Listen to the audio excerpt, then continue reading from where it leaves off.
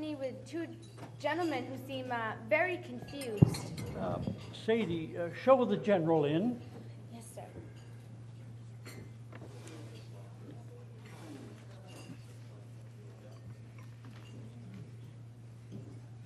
Excuse me for interrupting your dinner, but while I was patrolling the grounds, I found a couple of odd-looking characters outside, and I've collected them, and they're at the door, and they wish to speak to you. Did you get their names? Oh, they say they're candidates, sir. Candidates? General Forrest, candidates for what? Candidates for the president of these United States. Candidates for president? I thought I knew all who may be running against me. What did you say their names were? One of them is named Mac something. Mac? Mac what? Mac what? That's it. Kane. Mac Kane. Oh. And the other is? The other one is, Abomination.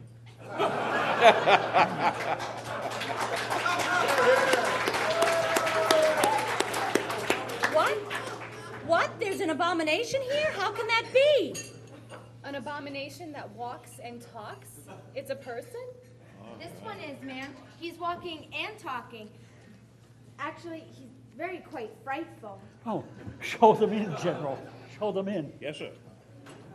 Should strangers be shown in so recklessly? After all, these men or abominations might be dangerous. Yes, they could kill my husband. They could put him into the government. Nonsense, Abby, nonsense. Two men cannot put an end to our government, no matter how abominable they might be.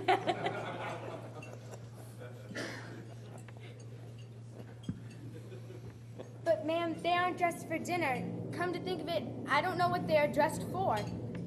Sadie, we've never turned away travelers from this home.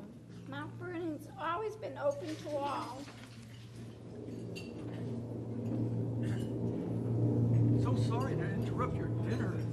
We really didn't mean to be here. I just made a wish and rubbed this lamp, and here we are. By the way, where are we? Yes, my friend here rubbed this lamp and poof, here we are. Change already. You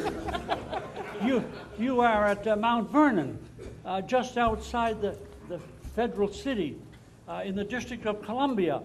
I am George Washington, and this is my wife, Martha. How do you do? And I am President John Adams, and this is my wife, Abigail. This is the Honorable Thomas Jefferson, Vice President, and the Honorable James Madison and wife Dolly. Oh, I've heard of all of you. Yes, so this is Mount Vernon. I've only seen snapshots. What? You've never been here? You've only seen pictures? Why, it's only a couple of miles from the Capitol. Well, I've only been in the area a couple of years. I'm not very experienced with the sights of the Capitol. And too inexperienced to be the president, I'd say. Your dress is so strange. Where are you from? You guys certainly talk funny. Guys? What are guys? Well, it's a kind of term that means all of you. We're here from the year 2008, which is why we're dressed a little differently. I do hope we haven't disturbed your dinner. Forgive me, gentlemen. You must be hungry. Sadie, bring the gentleman something to eat. Well, is somebody invited me to sit down? Please be seated. Mrs. Washington, I don't know if there's any food left.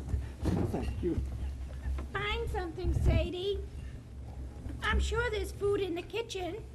It doesn't have to be the same as we ate if there's nothing left. Just bring them something. Yes, ma'am, I'll find something. I'm sure we all have many questions about you. I know I am interested in the 21st century. Certainly as am I. How many people are there in the country in 2008? Over 304 million. 300 million, just as I predicted.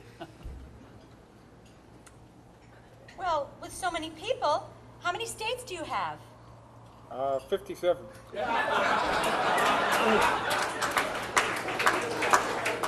Barack, it's 50 states. You are running for president and you don't know how many states we have? How abominable. Which of you would prefer to eat crow? Give it to him. Is that pig with lipstick? Oh, Senator, I believe that's yours.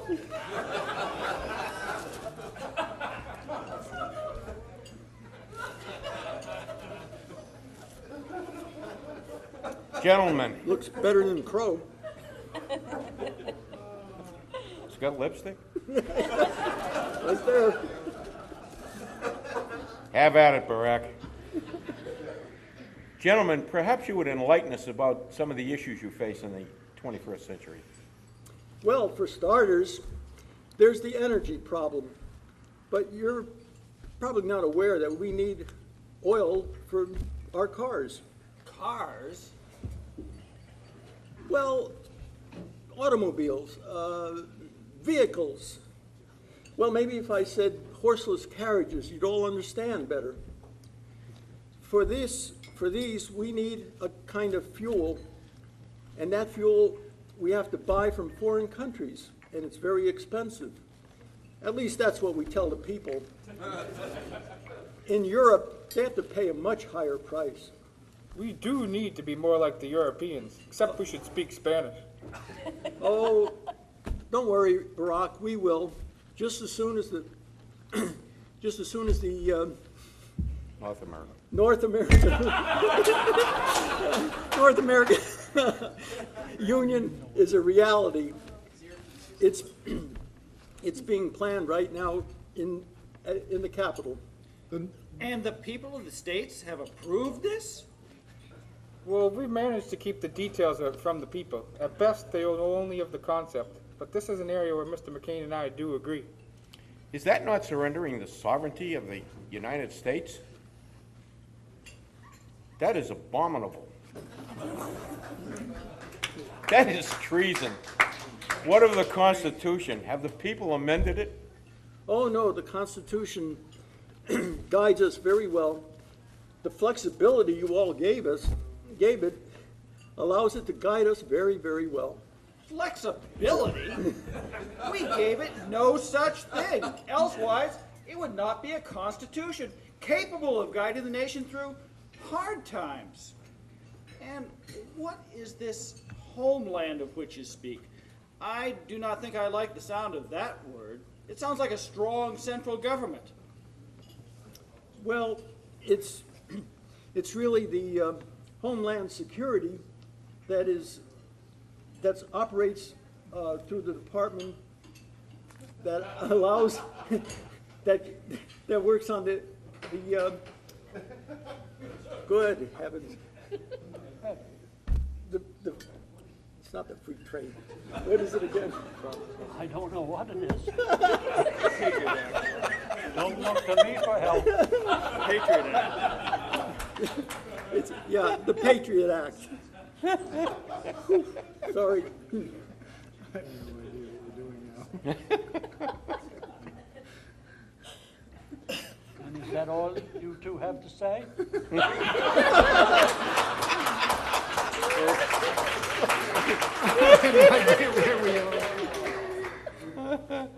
Jefferson. Mr. Jefferson needs to talk to these two. I don't know what to say. Where did we go wrong? People are the fountain of all power. Yeah. It sounds as though you have removed power from the people. The people are the fountain of all power. We designed a republic where the people could have the say about what should happen in the general government. You say you two are conspiring to become president? I am curious as to why the likes of either of you would think you deserve such a high office.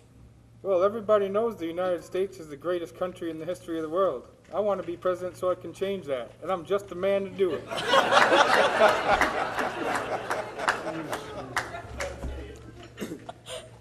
And I want to be president because I deserve it. It's my turn. And I'm ready to make all the great decisions. What sort of decisions does the president make in your day? any decisions he wishes. He's the great decider. He's the most powerful man in the world. That is outrageous. Surely the president is not more powerful than the legislature. We designed a system of constitutional supremacy. All power originates with the people. That is why we made the legislature the strongest branch of government, because that is where the people and their state governments make their voices heard.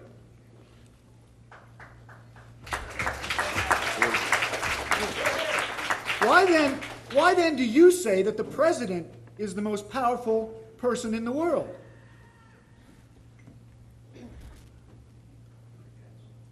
Well, Truly I say. Truly, there is nothing new under the sun. Surely you cannot mean that the entire world is ruled by the president.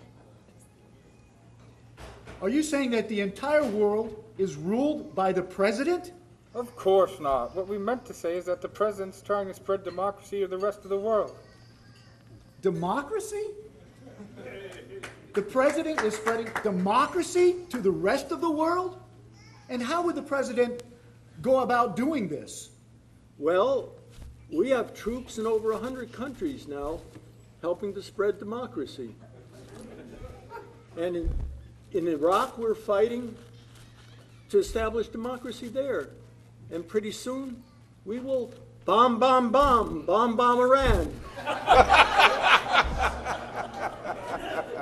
I have not heard of this Iran. Where is this? Well, you know of it as Persia. Is that your wife on that brooch you're wearing?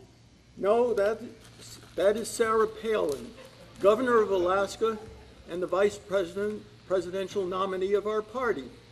Oh, see, John, I told you you should consider the ladies in your new republic. I'm still fighting with the 19th Amendment. What is your affinity for democracy? We intentionally created a republic, and we guaranteed that form of government to the several states. I thought you said this was a democracy. I don't know. You heard Mr. Madison. We avoided a democracy to establish a republic. Once again, Mr. Adams, you see where your federalist notions have taken us. We have candidates for the executive office who believe that we live in a democracy, that the executive is the most powerful man in the world, and that the strongest government is in Washington, D.C.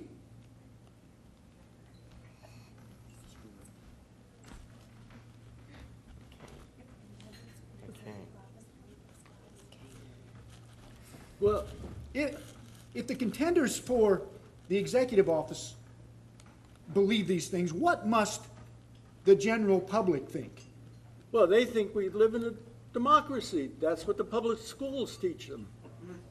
What manner of public schools are these that teach this blatant falsehoods? They are those which are funded by our great government in the capital. How does the government fund these so-called public schools, which so readily give incorrect thoughts to the youth of our country? Public schools? Ha! Sounds like government schools to me. Another grand federalist idea, Your Excellency. Thank you. Well, these schools are funded through the income tax. Income tax? A direct tax? That is prohibited by the Constitution. Our plan relied upon tariffs and duties to support the government. We forbade the federal government, the national government, from levying a direct tax upon the people. Tariffs? How quaint. We have free trade. It's the intelligent way to move products to one country to another. Moving products from one country to another without paying importation fees? How does this benefit the government or its people? Well, because we treat industry through the world fairly, our people can pay low prices. How can that be? Is it possible that income is level throughout the world? No, not really. In fact, that's the beauty of the free trade arrangement. We buy goods overseas where wages are very low, and we bring them back and sell them more cheaply than they can be made here. You say the beauty of free trade? Yes. There's nothing beautiful about it. I see the destruction of the nation's economy. Where do the people, how do people earn a living in this country that you describe? Where do they make money? Well, they work in the Walmart general store or the McDonald's eatery. These stores, they pay laborers a wage that will support a family? Not really, but they can work more than one job, and their wives help out with their jobs. Wives have jobs? Who takes care of the children? Well, in the 21st century, most families only have 1 or 2 children, if any. Children are really too expensive for them, and most families send their children to the public schools, so therefore their wives have the time to go to work. And what happens when a woman finds herself with child? Well, we don't have those kinds of surprises in our day, because we have birth control, and if someone, unfortunately, were with child, as you say, they can have an abortion. But I'm personally against abortions. I cannot believe what I am hearing. Abortion, is that not a form of murder? Do the states not have laws to forbid abortion? Well, some might, but the Supreme Court has decided that some state laws can be ignored. The federal court made such a decision? Where did they get the authority to do this? Not from the Constitution, unless the people have amended it. Ah, yes, that consultative piece of parchment there. The living Constitution doesn't require the people to amend it any longer. The judges, they interpret it as they see it. And they have evolved it to include the woman's right to privacy. Enough of this nonsense. I wish to hear no more of a living Constitution. Mr. Obama, how many states did you say are now in the Union? 58. Come on, Obama, is it 57 or 58? You must excuse my opponent. He's a little confused. He's thinking of the number of Muslim countries. We do have 50 states. A candidate for president who does not know the number of states, and you call that being confused?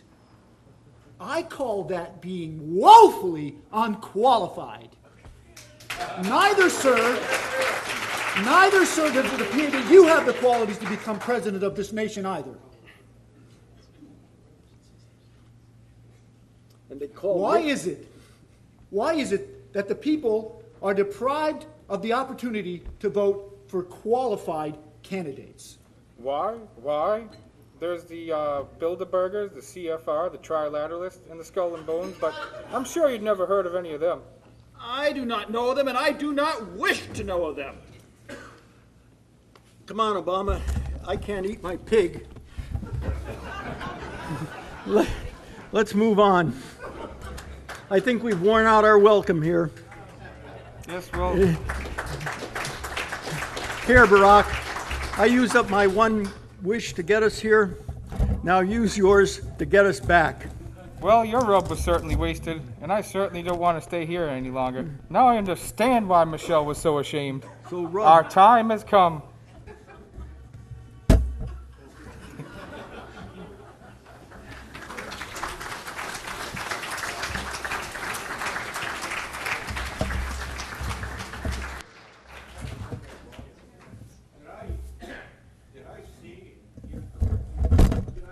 Momentarily fall asleep in an experience a distressing nightmare. Did I alone just witness America's unfortunate destiny? It must have been a nightmare. Come, Mrs. Adams. We must leave so that I can rid my mind of the vision that I just saw. Good night, General and Mrs. Washington. Thank you for your hospitality.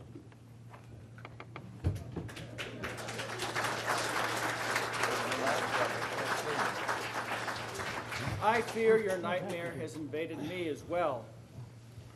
I do not wish our beloved nation to become what I have just seen. But how can it happen with all the protections we put into the Constitution to prevent the horrible things that those two men spoke of? It can only happen if the people themselves fail in their duty to teach the principles of our Constitution, the principles of freedom and liberty, fail to hand them down from generation to generation.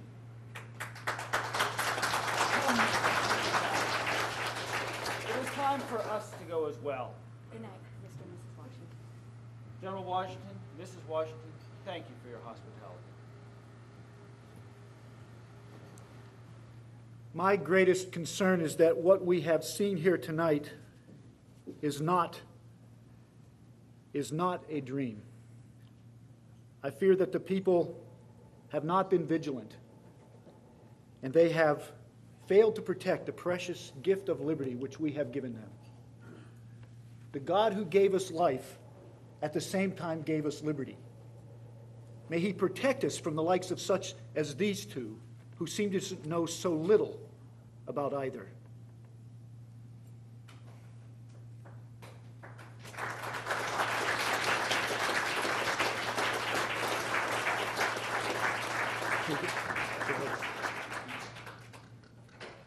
I have had some strange meetings in our home. During our lifetime, we have gathered people and fed them well, and they have made great decisions for themselves and for all of us at the present time, but also for the future. Sometimes people came to our home who were not of the government or anything. They came with a letter of reference by someone. I had no knowledge of them. I remember the time the young man came with a letter that, and I recognized his person who wrote it for him. He was asked to stay for 2 days. He stayed for 2 weeks. Sometimes I had the feeling that our home was a well-traveled tavern. But this is the most unfortunate night.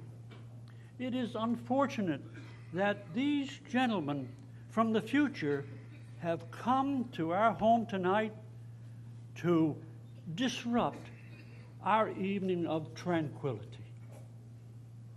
Come, my dear, let's put all of this behind us.